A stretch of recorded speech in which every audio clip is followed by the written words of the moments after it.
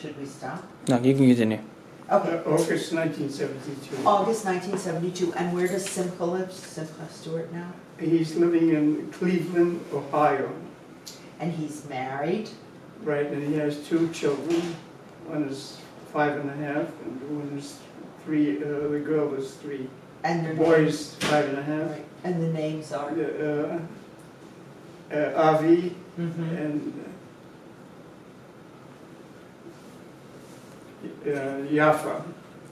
That's my Joan's name. Hebrew name was Yafa. Okay, so she's named So after they Joan. named after How her. nice. And the name of your daughter-in-law? It's Leonie. And your daughter-in-law's a physician. Yeah, she's a doctor. And your son is? He's a rabbi. He passed the smicha in YU, the rabbinical school in YU. So that's very nice, a doctor and a rabbi for your But, children. and also my daughter-in-law, Mhm. she came to America after she was working as a doctor Mhm. and From she- Australia, right? from Australia, and she wanted to advance her Jewish studies. Mhm. So she signed up with the Stern College. Mhm. They have a course, Advanced Talmudic Studies for Mhm. Women. Mhm. For 2 years she Mhm. studied, and she got a degree in Advanced Talmudic Studies, like a rabbi. Mhm. So it's a good combination, Yeah. very good combination.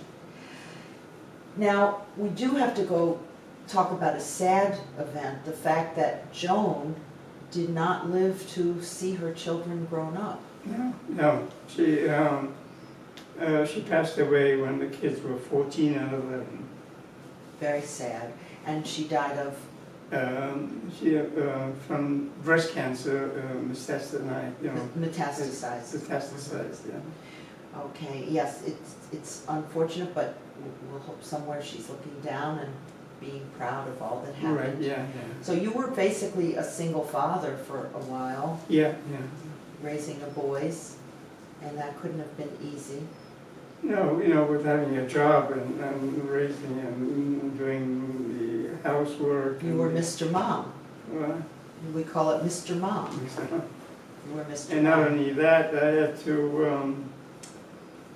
volunteer, because I had to subsidize the tuition from the yeshiva. Mhm. So they asked me, I have to volunteer for bingo class, so. Just what you needed. Now, would you say, I wanted to ask you if you've encountered any anti-Semitism in your public or personal life, all the way, looking Well, back? in China, when we lived in China, the Chinese really didn't know what a Jew was. Mhm. He's a foreigner. Mhm.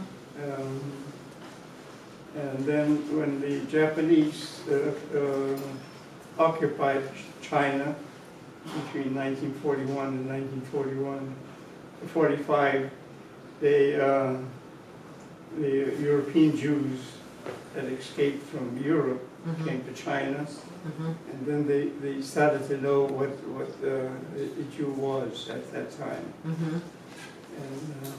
But there was not really anti-Semitism there. And of course, you didn't encounter it in Israel, being No, so no. Jewish. Yeah. And what about when you came in the United States? Have you ever? Well, I didn't feel it that much, When you say that much. Not that much, no. In other words, you didn't feel so different Right, because I mean, just recently, there's more anti-Semitism than previously. before. Has your outlook or the way you practice religion changed in the course of your life? No. So in other words, you would say your level of observance has been consistent Yeah. all the way through. Right. Did you ever find it challenging? Did you ever say, Well, I mean, oh, this is so hard? Yeah, of course it's challenging because looking for a job and you say you're not going to work on Shabbat and you're not going to work on the holidays. For instance, I worked in a place and So somebody came, it was a salesman, Mhm. and he said, I can give you a better job because I'm going to be a supervisor in this new plant. So, great, you know, and he told me what my salary was, you know, I was looking forward to getting a bigger salary, you know. Mhm. So he invited me for an interview, and I went to interview, and he liked what I was saying, and he thought, you know, I did repairs for the machinery, Mhm, the mhm. equipment, the Mhm. photographic equipment, the Mhm. printing things, you know. Mhm.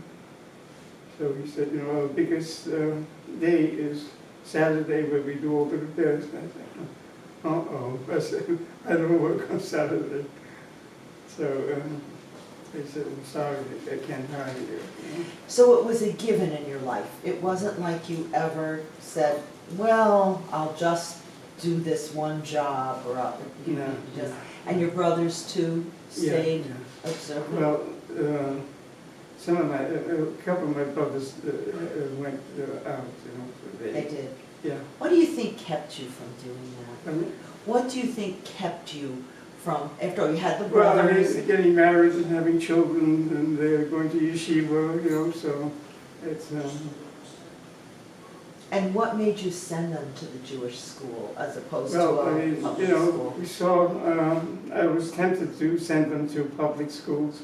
Actually, they went to kindergarten in public school, you know. And I spoke to Joan, and she said, you know, if you don't raise them up in Jews, they'll marry out of, you know. Mhm. Because they didn't have the money to send them to yeshiva, so I had to Mhm. subsidize everything, you know. So. And was she from an observant background? No, not really, no. So she went your way? What? She No, went- no, she was the only child of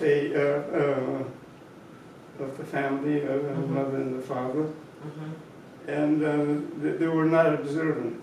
Mhm. So, but she went to the Bnei Akiva and the Young Israel, you know, because she had friends there, Mhm. and she became very observant. Before she met you?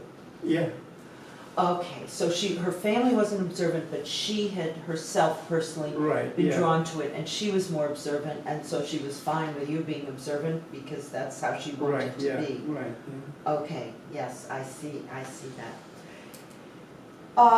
Can you just recount any special religious celebrations or family holiday rituals from your childhood? I know that you had written down about Passover, a very nice Well, custom. yeah, Passover was the way we celebrated Passover was that before we set the Manishtana, Mm-hmm. the young kids would, you know, like the Israelites left Egypt, Mm-hmm. and they had the matzah, and they tied it on their back. Mm-hmm. So we did the same thing. We tied it with a nice Cloth. kerchief or napkin, Yeah. colorful, and we tied it on the back. Uh-huh. And before Manishtana, we went out Yes. of the door, Yes. and then we knocked on the door, Uh-huh. and my father said, "Who's there?" And we said, "Israelim. Where did you come from?" We said, "From Egypt." And then we came inside, and then we said the Manishtana. Did you continue to do this on Passover when you lived in Israel? Well, in Israel it was very difficult, and we didn't do it, no. What about now? Do you do this at your Seders? I tried to do it, you know, with the kids. You know, they're grown up and they don't want to. Now, speaking of Israel, what role does Israel play in your life now? You mentioned there's a grandson studying at Bar Ilan. Right, right. You said he's studying Psychology. a Yeah. secular subject. Right. So does he have a plan to settle in Israel? Or he doesn't know? Well, he did have a plan to settle in Israel, but he was hesitant because if he does make Aliyah, Mhm, he would have to serve 3 years in the army, and he's discouraged from, mhm, mhm, 3 years of his life to serve in the army, so mhm. he's not sure whether he's gonna do that or not, Do you have any family left in Israel, or did you? Well, I mean, my brother's relatives, I Mhm, was very friendly when they were married, the Egyptian. mhm. There was one cousin that we used to go out together, and go to picnics and outings, so we became very close. What I'm going to ask is, in the Jacobs family, like thinking of your mother and father as the matriarch and patriarch, they had you and your siblings. Did any descendants of those siblings wind up in Israel? Yeah, Excuse me. my aunt from my father's brother, she came to Israel, and she lived there in Nahariya, which is in northern Israel. So there's still family there from Well, your I mean, father's they side? all passed away, But children are there? Yeah, no, there's no, I have a niece who lives in Ra'anana, and we go to her house sometimes when we were in Israel. So that's your father's side. Yeah, Any descendants of your mother's side there? no, no, Okay, so everybody's in America? no, there's nobody left. No, So everyone went to America of that part? right. Okay, and what about Sukkot? You said your mother would buy about 50 Well, yeah, maybe 15 of those chickens. live chickens, Live chickens. And, and you said a rabbi would, yeah, well, I mean, we didn't have like a real rabbi. He was a very learned person.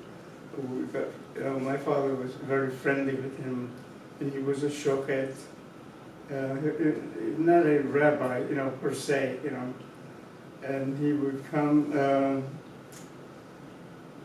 and he would do the kapara for everybody, and slaughter the chickens. Well, later on, before Sukkot, they would slaughter the chicken, but before Yom Kippur, we would do the kapara for each person. Now, can I ask you, did you do that the family do that when you went to Israel? No, we didn't do it. And you don't do it now, right? No. Okay, and there was a Hanukkah dish that your mother made? Something called kaki? Yeah, kaki, it was very unhealthy. Sounds delicious. It Dough that was rolled a thin. dough which was spread very, very thin, and then it was coated with butter, and then wrapped to Yes. make it a very small package, Yes, and that was deep fried in oil. in oil. And that's the oil, the whole thing with Hanukkah and oil. Right, yeah. And was it sweet? Well, it was, we had to put sugar on top, and it was very crispy, because all the thin dough with the oil is very, very tasty. So let me ask you, where did this dish originate, kaki? It originated in Iraq and in Baghdad. So when you went to Israel, did she still make it? No, Did we you didn't do find it? anything like that, no. Nothing like that. Have you ever had it since? No. Okay, so that